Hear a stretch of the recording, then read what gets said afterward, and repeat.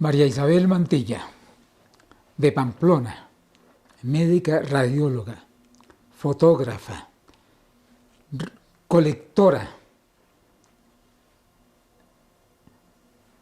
pajarera apasionada, amante de los animales, ha tenido gato, mirlas, perro, y hay una historia que más adelante volveremos sobre ella con un búho. Bienvenida, María Isabel, a esta charla de El Clarinero y muchas gracias por recibirnos. No, Jaime, muchas gracias a ustedes por invitarme a esta charla. Es un placer y empecemos como solemos hacer en estas charlas, un poquito tratando de recordar tus orígenes familiares, territoriales, educativos. Cuéntanos un poco de esa Pamplona, de donde naciste y de donde te viniste. Bueno, pues sí, yo nací en Pamplona. Mi papá era de Floridablanca, Santander, y mi mamá es de Piedecuesta. Pero mi papá se estableció en Pamplona. Él tenía una librería y una papelería, y ahí nacimos todos. ¿Cómo se llamaba esa librería? La librería Norma. ¿Existe todavía? No, ya no. Ok, la librería Norma. Sí. Y pues somos 4 hermanos, y yo estudié pues mi bachillerato en Pamplona, primaria y bachillerato, y luego pues me vine aquí a estudiar, a Bogotá, a estudiar medicina. Y ahí pues prácticamente me quedé, volví para hacer el año rural en Silos, en el Páramo, en norte de Santander, y después vine acá para hacer la especialidad. Ok, pero hablemos un poquito más de Pamplona. Pamplona es una ciudad, la ciudad mitrada, decíamos, ¿no es cierto? Así dice. Porque es una ciudad con mucha tradición, una ciudad de altura, fría, de ruana y ese tipo de cosas, muy educativa, muchas entidades educativas, con universidades también ahora. Sí. Háblanos de 2 o 3 recuerdos gratos que tengas tú de esa primera etapa en Pamplona antes de venirte a estudiar medicina. Pues sí, Pamplona es una ciudad que siempre se ha distinguido por la educación. En la época en que yo estudié eran famosos los colegios. Había personas que traían a sus hijas, que llevaban a Pamplona a sus hijas para estudiar tanto de la costa como de Venezuela o del interior del país, y por eso pues mis amistades eran como de todas partes. Y era una educación muy buena. Ahora también hay la universidad, que ya existía en esa época, pues ha mejorado y ha ampliado también su bagaje de carreras. Y pues el ámbito de Pamplona es un ámbito muy cultural, y lo que yo recuerdo es que yo me la pasaba leyendo. Eso era lo que más me gustaba hacer, era leer. Tal vez es el recuerdo que tengo de Pamplona. Y entiendo que te gustaba la historia, leías mucho sobre la historia. Mucho sobre la historia. A mi papá le gustaba muchísimo leer, y leíamos sobre las guerras mundiales, leíamos sobre Francia, sobre Inglaterra y sobre básicamente historia, sí. ¿Y hubo en esa época, en esa primera niñez y adolescencia, alguna relación con el mundo de naturaleza y en concreto con las aves? No, con la naturaleza sí. A mí siempre me han gustado los animales. Mi papá tenía una finca cafetera, y pues ahí íbamos y teníamos pues contacto con los animales. En mi casa siempre había animales, y siempre yo era la de los, aunque no fueran estrictamente míos, pero yo era como la de los animales siempre, pero no específicamente. En ese momento no había contacto con las aves. Okay. Y luego entonces te viniste a estudiar medicina. ¿En qué escuela de medicina? En la Universidad Javeriana. En la Javeriana. Y de pronto, en algún momento, decidiste que te gustaba el tema de la radiología. Y a mí me suena eso porque hay imágenes. Claro, ¿no? ese es mi mundo, de las imágenes. Yo creo que paralelo, digamos, a escoger, porque siempre fue lo que, una vez estudié medicina, tenía muy claro que quería hacer radiología. ¿Ah, sí? e imágenes. Sí, eso era lo que yo quería O sea, hacer. tú eres una persona así como que tiene anticipaciones muy claras de tus objetivos y de tu carrera, de tu Sí, camino en la vida. sí, sí. Se nota con eso, ¿sí? Porque no es frecuente que una persona empiece a estudiar una carrera y ya desde el principio, muy rápidamente, como tú me dices, tenga claro para Sí, dónde va. cuando hice las rotaciones que hacía unas rotaciones por especialidades, me pareció que esa era la mía. Y simultáneamente en esa época también empecé a hacer fotografía, entonces pues digamos que creo que se compaginaba un poco eso. Eran imágenes y imágenes, pues como decíamos, en distinguir todos los tonos de grises, ¿no? Porque la radiología, pues ahora hay muchas cosas con color, pero en la época en que yo estudié, que era básicamente radiología, tomografía computarizada, y estaba empezando hasta ahora la resonancia magnética, pero pues todos son en tonos grises. O sea que te tocó una especie de periodo de transición tecnológica de esa profesión, Y de, de ese tema, de esa disciplina mejor. sí, yo digo que nosotros hemos vivido en una época fascinante porque nos tocó toda la transición de tecnología, de todo. O sea, desde la época del colegio, cuando estudiamos en el colegio no había computadores. Eh, Le tocaba a uno los exámenes los trabajos los transcribía uno a máquina y no había computadores. En la universidad uno tenía que hacer las búsquedas y no era como ahora que es internet, eso no existía. Uno iba a la biblioteca y había unas fichas y uno buscaba las revistas, los artículos y tenía que esperar a que le trajeran la revista. Claro. Y lo mismo con la tecnología, con las imágenes, era las radiografías, ya había TAC, pero hasta ahora estaba empezando a llegar la resonancia y empezamos a mirar qué era eso. Incluso las radiografías, yo alcancé a tener, cuando hice internado en Tunja, teníamos revelado manual con líquidos de las radiografías antes de que existiera todo lo que es ahora, todo es digital. Sí. Y que de la época de medicina en general y de la radiología, ¿qué recuerdo así especial tienes? Pues a mí la radiología me apasionó, o sea, es algo que me jaló muchísimo y el estudio y la enseñanza, porque yo estuve durante 11 años, trabajé en el Hospital San Ignacio y fui profesora en la Universidad Javeriana. Ajá. Y me encantaba enseñar, me parecía cuando me retiré y me fui a trabajar a la clínica del Country. Al principio buscaba como a quién enseñarle porque pues allá no había estudiantes. Me gustaba muchísimo enseñar. Okay. Creo que volveremos sobre eso. Y entonces, además de las imágenes radiológicas, empezaste a explorar también la fotografía como tal. Así es. En ese periodo. Sí, así es. ¿Qué tipo de fotografía? ¿Era todavía de cámara con rollo? Claro, claro, claro. Mi primera cámara la compré cuando hice el año rural. Y era fotografía con rollo y yo entonces hacía películas, hacía fotografía color, hacía algo de blanco y negro y también hacíamos diapositivas. Yo entré a hacer unos cursos de fotografía y aprendí también a revelar, a cuarto oscuro, y salíamos a hacer fotografía. Básicamente hacíamos paisaje, retratos y hacíamos también revelado y hacíamos fotografía con luz de luna, fotografía nocturna. Muy divertido todo eso. Sí, sí. Y mencionas el paisaje, entonces quiero creer que a través del paisaje llegaste a la fotografía de naturaleza. Sí, y de las aves. Ajá, cuéntame. Porque haciendo fotografía de naturaleza entonces empecé a ver las aves y empezamos a ir a sitios donde pudiéramos ver de manera fácil hacer fotografía de aves y entonces empecé a ver los colibríes y había un sitio en San Francisco donde era muy asequible y entonces mi reto era lograr congelar el vuelo del colibrí. Y digamos que ahí empieza como también la historia del pajarero, porque estando ahí vi un grupo de pajareros ingleses y me llamó mucho la atención que ellos decían, ay, este es tal colibrí y este es un macho, y este es una hembra o este es un juvenil, y yo, ¿y cómo saben tanto si allá no hay colibríes?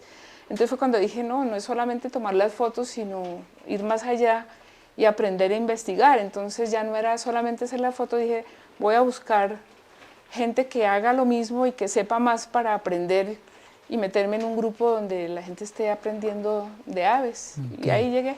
Pero he escuchado que varias veces dices, fuimos, hicimos, buscamos, llegamos.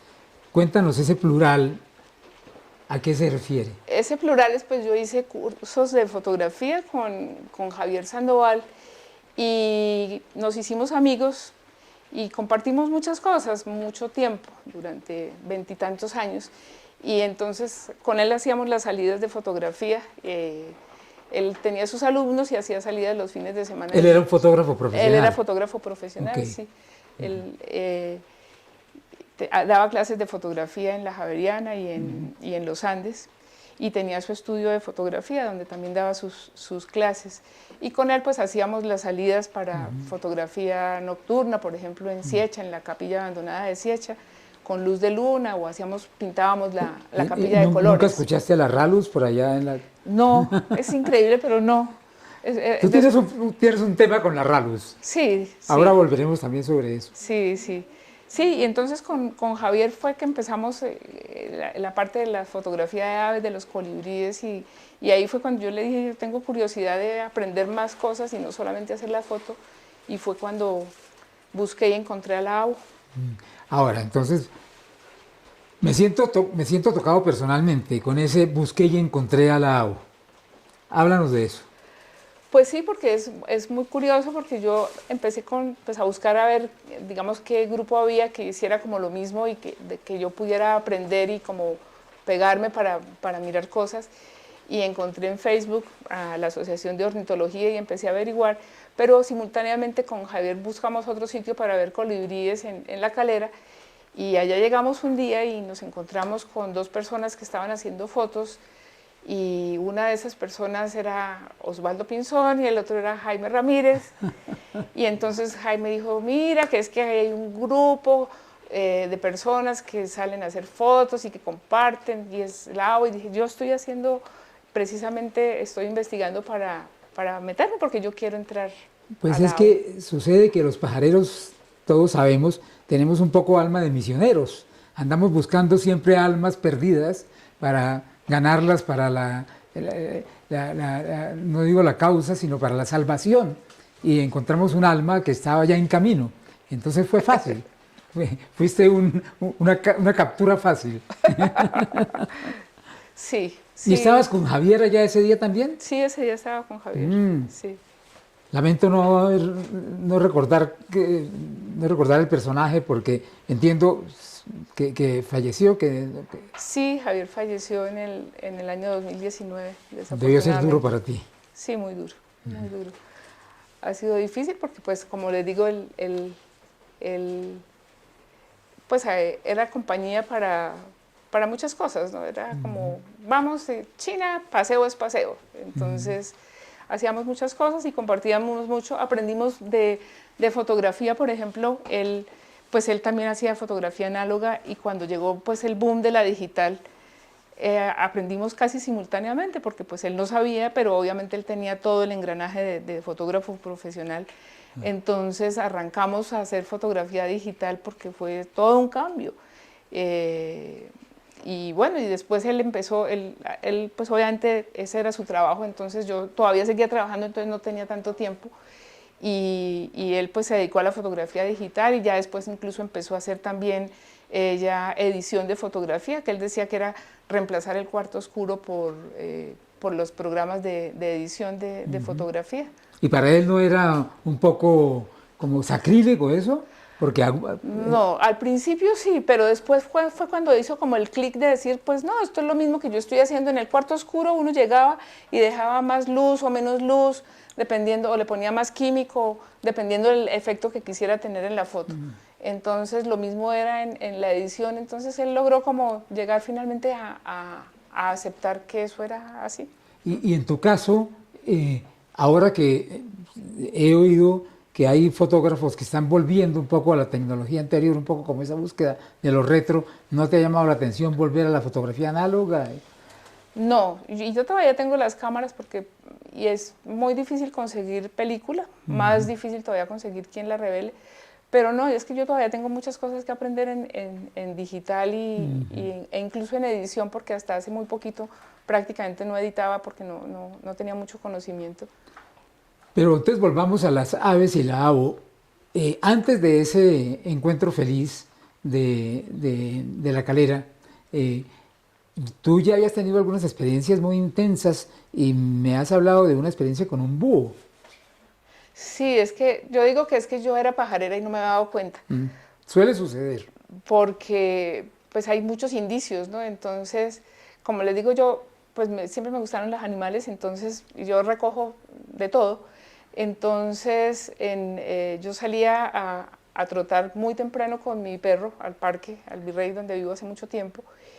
Y un día, un 8 de diciembre, porque tengo la cosa de que me aprendo las fechas, un 8 de diciembre me encontré un búho en el piso.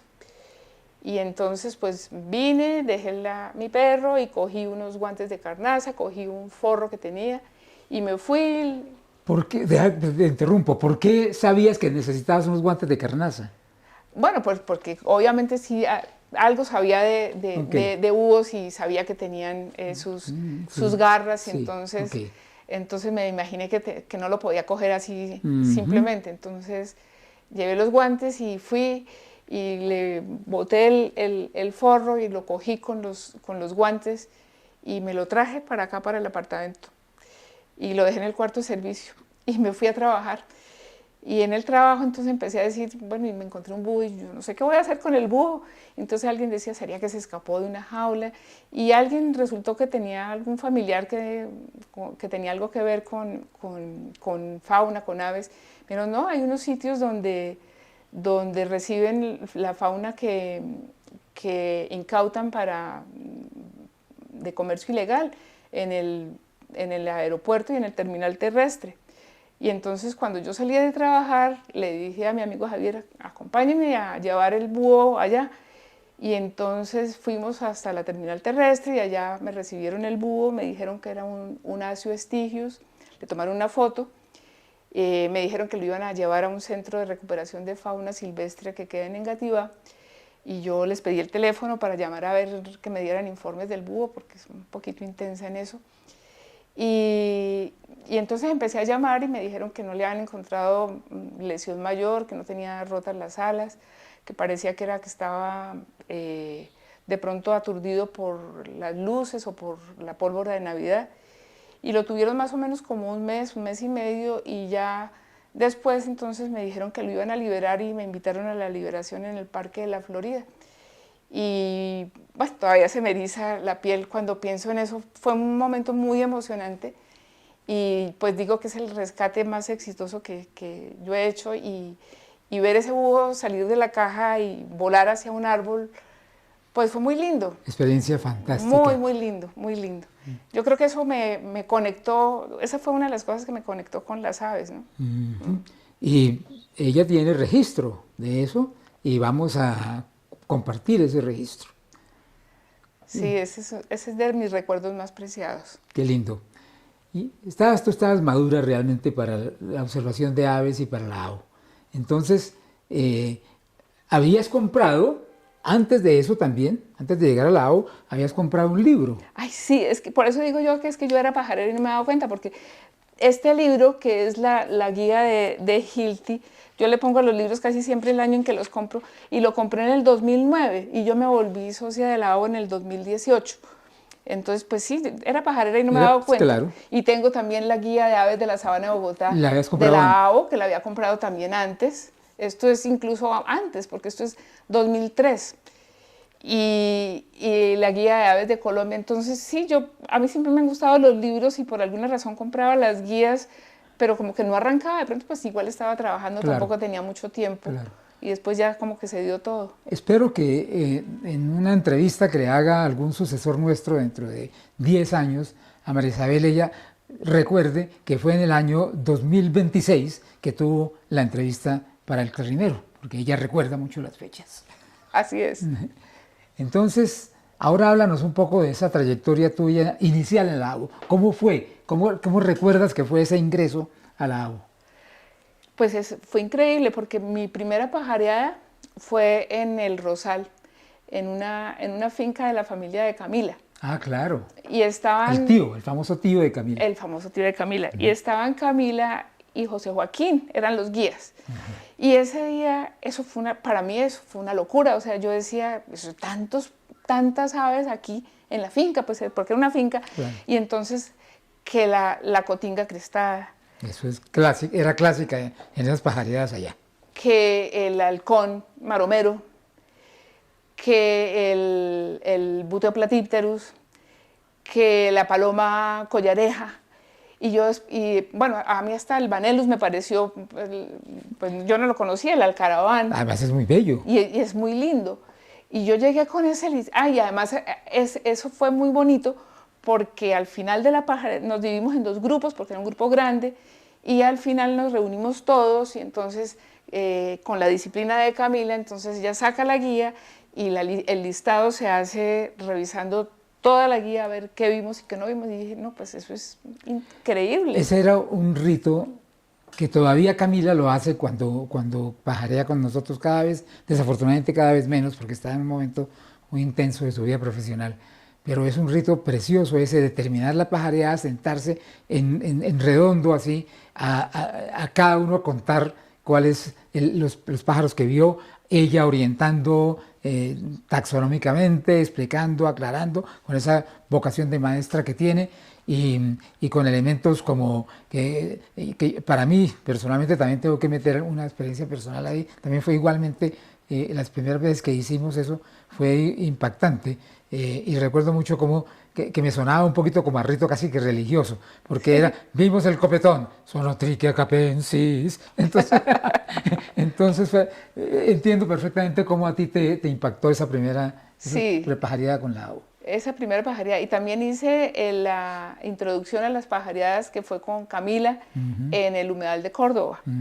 Fantástico. Y entonces ahí también Camila lleva todas las guías y pues le muestra a uno la diferencia que es guía de aves de Colombia y la guía de aves de Europa, que es así de pequeñita, y entonces empieza uno pues a sorprenderse cada vez más de esta maravilla. Y hablando de la guía de aves de Europa, ¿has pajareado fuera del país? En Estados Unidos hay una amiga que vive en New Jersey y yo pues trato de visitarla con frecuencia y allá he estado pajareando y ella le gusta mucho la naturaleza, no particularmente las aves, pero como vive en las afueras, pues ella ya por audición reconoce muchas aves. Y le gusta que cuando yo voy, ella y el marido buscan un sitio donde pueda yo, digamos, pajarear y me llevan, ¿no? Y entonces es bien interesante. Hace un par de años me llevaron a un sitio, a una reserva, donde es un recorrido que son 8 millas y uno va en carro y va parando y son los nidos del águila pescadora. Ajá. Y entonces... Enormes nidos y bellísimos. Y pues esa es una anécdota muy chistosa porque el marido es cero pajarero. Y entonces después de la tercera parada, pues ya vimos 3, son todas iguales. Vámonos a almorzar y ella tenía reserva en un restaurante y dice, no, yo me quedo aquí, yo traje mi almuerzo acá. Y no, pero ¿cómo la vamos a dejar aquí? Le dije, no, es que yo no me quiero ir, yo quiero hacer todo el recorrido.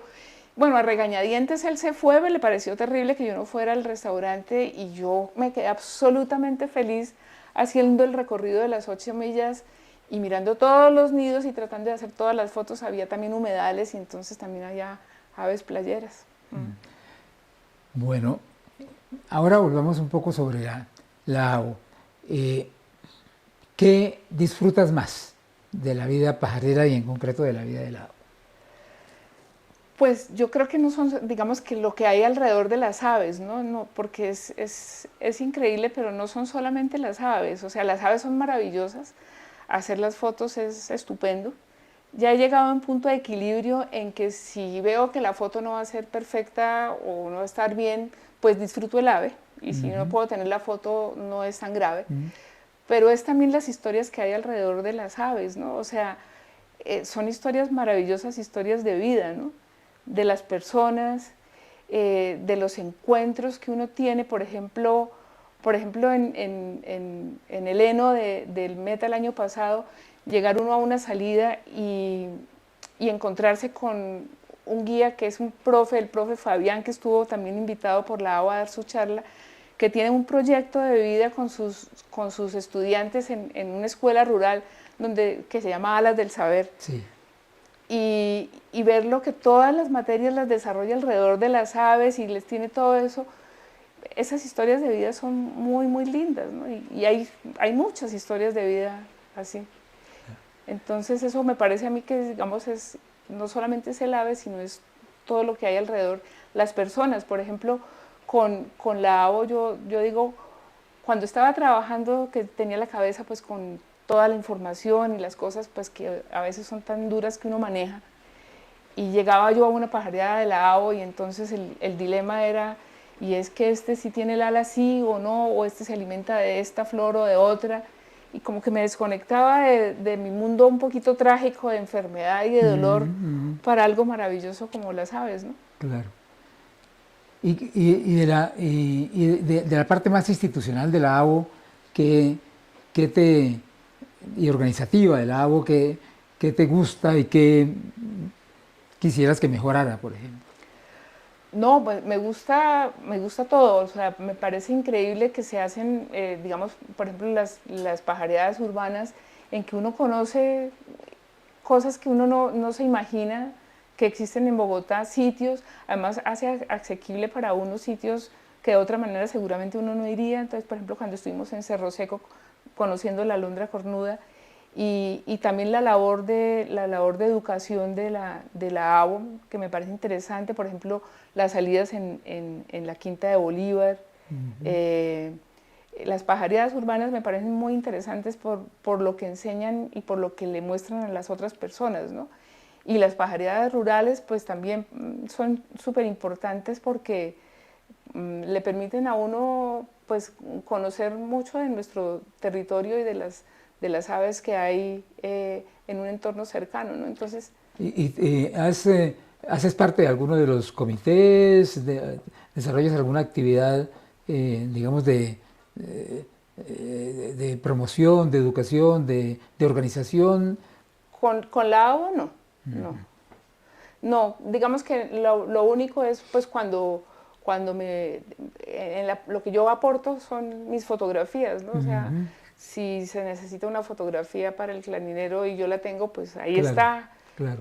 Para los calendarios ahí están. Digamos que por ahora mi aporte son las fotografías. Y has hecho, ahora me parece recordar que, porque yo he pajareado varias veces contigo, que has hecho como un trayecto de exploración de cámaras, de tipos de cámaras, hasta que encontraste la cámara que te satisface más. Cuéntanos un poco sobre eso. Es un tema bastante técnico, pero hay muchos, en la agua hay muchos pajareros, fotógrafos que les interesa ese tema especialmente.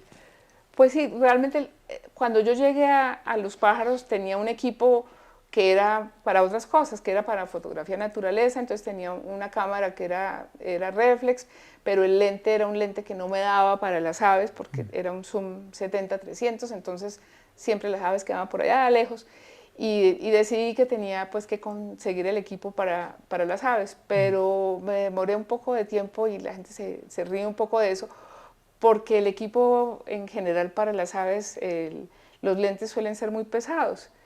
Y pues llevar tanto equipo, porque además yo siempre llevo binoculares. Yo, como digo, si no puedo tomar la foto, pues yo sí quiero ver bien el ave y detallarla y llevarla como en mi cabeza. Entonces siempre llevo binoculares. Entonces me demoré un tiempo tratando de mirar, y en ese tiempo pues entonces ya evolucionaron las cámaras, ya no era reflex, sino ya son las mirrorless, las cámaras sin espejo. Y de ahí al lente, entonces me tocó llegar a un punto de equilibrio en que pues es un lente que no tiene un alcance enorme, pero es el lente que me permite a mí cargarlo porque no es tan pesado. Entonces digamos que fue como ese proceso. En el intermedio de esa cámara reflex, yo me compré una cámara de las que llaman bridge, que es que tiene un lente fijo, que me daba un zoom 24-600, que es como la que usted y Osvaldo tienen, y es una cámara que es liviana. Y después entonces pues ya me compré una cámara con lentes intercambiables y pues tengo un lente que es un lente 400 milímetros, que no es una distancia muy grande para aves, y le coloco un teleconverter de 1.4 que me da para una distancia focal de 560 milímetros. Entonces, tengo una buena cámara y eso hace que yo pueda hacerle como el recorte. Entonces, aunque el ave quede lejos, cuando yo la paso al computador, le puedo recortar para que quede un poco más. Y no es tan pesada, grande. Quizás como la que te... Y no es tan pesada. ¿Qué piensas que va a ser el desarrollo tecnológico de las cámaras en general en este momento? Hacia cámaras más livianas, me parece haber escuchado, yo soy absolutamente lego en esas cosas, escucho con fascinación todo lo que tú dices acerca de características técnicas y ese tipo de cosas, pero me encanta que los pajareros fotógrafos que están escuchando esto puedan disfrutar de eso, pero ¿hacia dónde piensas que va ese tema de la fotografía de aves desde el punto de vista tecnológico? Pues hasta ahora lo que yo he visto es que digamos que las cámaras sin espejo evolucionaron y son unas cámaras que son mucho más livianas que las que había antes. Y los lentes, pues los lentes sí, el tamaño no ha disminuido, digamos, con el cambio de tecnología. Son lentes con una óptica cada vez mejor, digamos que y lo otro que ha mejorado muchísimo es la parte de reducción de vibración, porque antes uno necesitaba siempre trípode, por ejemplo, para utilizar lentes muy pesados o para utilizar algunos parámetros, y ahora cada vez más uno puede usar las cámaras con esos lentes a mano alzada porque tienen factores de estabilización para que no haya movimiento. Okay. De tus experiencias ya en estos años de intenso pajareo, háblanos de unos 2 o 3 experiencias que hayan sido especialmente fascinantes y emotivas para ti y que guardes en el corazón. Bueno, una de esas es la que le decía de Meta con el profe Fabián y de ver a esos niños en Restrepo, en Meta, verlos con sus binoculares, sabiendo de aves, viendo a ese profesor poniéndoles ejemplos de kilómetros de distancia en la migración para enseñarles matemáticas. Ese es un ejemplo. Otros ejemplos, es increíble, por ejemplo en Tierra Alta, después de que estuvimos en el Enelo, estuvimos buscando el nido de la arpía menor. Y es muy linda la historia de esa familia porque ellos eran cazadores. Y le muestran a uno todavía la escopeta hechiza y cómo la hacían, y ahora se volvieron cuidadores de ese nido, y el muchacho que cuando nosotros fuimos era un adolescente, es el que cuida y es el que avisa hay un huevo o ya hay un polluelo, y ahora está esa familia dedicada al cuidado de la arpía menor.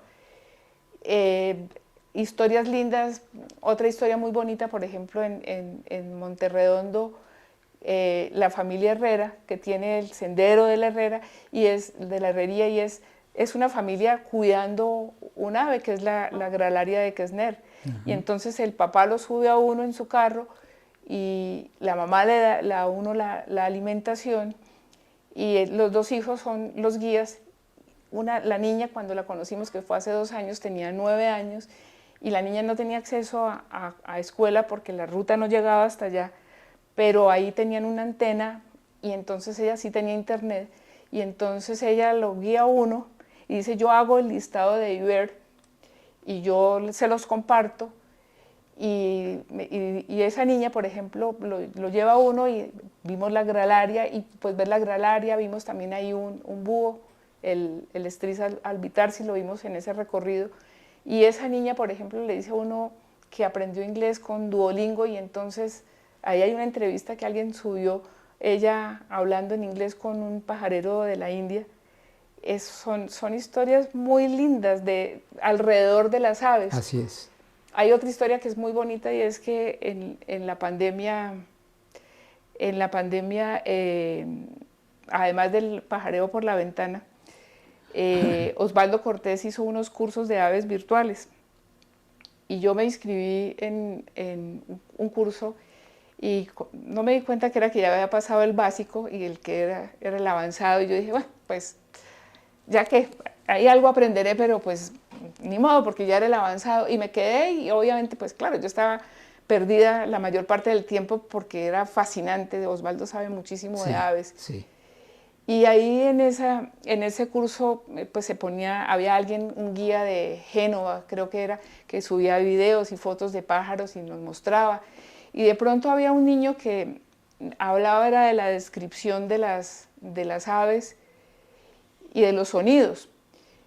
Y entonces a mí me llamó como la atención y alguien le decía, oiga, pero suba una foto. Y entonces decía, no, es que el celular no da para la foto, no sé qué.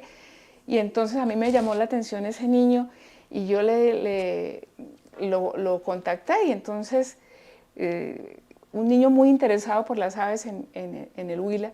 Y yo tenía unas revistas, unas guías y unos libros de naturaleza. Y le armé un paquete y guías, unos de esos anexos que venían en las revistas de la National Geographic, unas películas, tenía una cámara que yo no estaba usando y le armé un paquete y se lo mandé. Y después ver a ese muchacho en las redes, por ejemplo, una de las cosas que había era un inserto del mapa de aves migratorias. Ajá. En un lado las Américas y en el otro lado Europa y Asia. Y ver a ese muchacho que va a las escuelas en el Huila y va a otros colegios y lo invitan y va a ir a charlas para promover a las aves y todo lo que es conservación, porque él dice que toda acción cuenta. Y una de las cosas que siempre muestra es el mapa de las aves migratorias. Entonces, tú te sientes allá presente con él. Y no lo conozco, no hemos tenido la oportunidad de conocernos, pero son amigos ya. Claro, y de alguna manera yo veo ese mapa y digo, yo lo tenía guardado y ese muchacho allá lo está mostrando. Claro, y es que fíjate que son amigos y son como, ya son como familia de alguna manera, ¿no? Claro. Y eso nos lleva al tema de la familia Abo, ¿no? En tu opinión, ¿qué es lo que genera más ese concepto, ese sentimiento mejor de la familia Abo? Pues yo creo que es la familia Abo es esa familia que nos reúne alrededor de las aves, pero de otras experiencias, ¿no? Es compartir conocimientos, compartir momentos con generosidad, ¿no? En la AO hay personas, hay biólogos, hay ingenieros, arquitectos, hay todas las personas. Pero hay médicos, radiólogos. Sí, y se comparte algo muy especial, que es no solamente son las aves y el amor por las aves, sino es la naturaleza y la conservación y la divulgación de ese amor por la naturaleza, ¿no? Y hace un rato nos hablabas con mucho sentimiento, con mucho sentimiento de cómo disfrutas del chat del pato normal. Claro, es que para mí es como una terapia. Yo creo que hace unas semanas escribí ahí en el chat porque de pronto está uno oyendo tantas noticias y tantas cosas difíciles del país y del mundo y pasa uno al pato y entonces está la comparación de Diego Emerson, de los colibríes, del pico, de la cola, o está alguien preguntando qué será este pájaro, o lo que nos pasó la semana pasada, que alguien que fue Víctor colocó 2 fotos de dos pájaros carpinteros y se desencadenó todo un hilo de un día en que todo el mundo estaba montando fotos de carpinteros, de todos los carpinteros. Eso es una terapia, o sea, es una cosa absolutamente increíble en que uno ve que a través de las aves puede tener paz, tener emociones muy bonitas y compartir cosas bonitas y no las cosas negativas que uno ve por fuera. Sí. ¿Y qué proyecto tienes con relación a las aves y a tu vida pajarera? ¿Tienes algún proyecto de viaje, de actividad, de desarrollo? Pues a mí, digamos que una de las cosas también que ha sido interesante es que gracias a que me gustan las aves he estado conociendo país, ¿no? Conociendo sitios donde uno de pronto no iría si no es por las aves, ¿no? Entonces, el Amazonas, Mitú y los encuentros de ornitología, por ejemplo, que son tan interesantes. Yo disfruto todo y disfruto todas las aves, no tienen que ser, digamos que no no tengo reto de tener números y esas cosas, no, eso no me interesa. O sea, si veo un copetón y le tomo una foto linda al copetón, me siento igualmente feliz. Así veo el bien parado Rufo, por ejemplo, en el Amazonas, aunque fue muy emocionante. Claro. Y proyecto, pues ahorita estoy como recopilando todas mis fotos y tratando de organizarlas y haciendo yo como mi propia guía, ¿no? Por especies y todo, sacando las fotos buenas que tengo de cada... Tu guía personal. Mi guía personal. Qué lindo. Que todos disfrutamos muchísimo, encontramos cosas maravillosas en Lao. ¿Qué sientes tú que podría mejorar? ¿Que podría ser una línea nueva de innovación? ¿Qué sugieres? Uy, pues yo no sé, digamos que pues a mí me parece tan bueno todo lo que hacen, o sea, la parte, lo que yo veo que hacen de labores educativas, las pajareadas, el picnic, las charlas mensuales de la ABO, por ejemplo, que también son tan interesantes, los clips que hacen, por ejemplo, que digamos que no son tan constantes, pero también son interesantes, que los suben a YouTube, que son de una ave específica, cosas muy puntuales, eso también es muy bonito.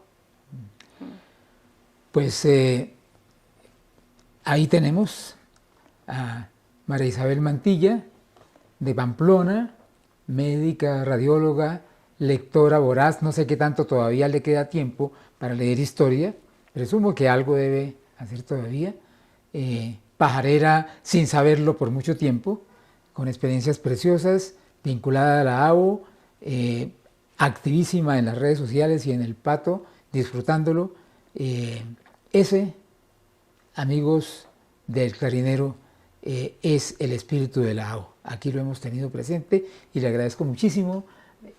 Le agradecemos porque aquí estamos con nuestros compañeros César Cruz y Lina Torres, nuestros camarógrafos, fotógrafos, productores, directores y cablistas, felices contigo y en tu casa. Muchas gracias por habernos recibido. No, a ustedes y a la O por recibirme y hacerme tan feliz.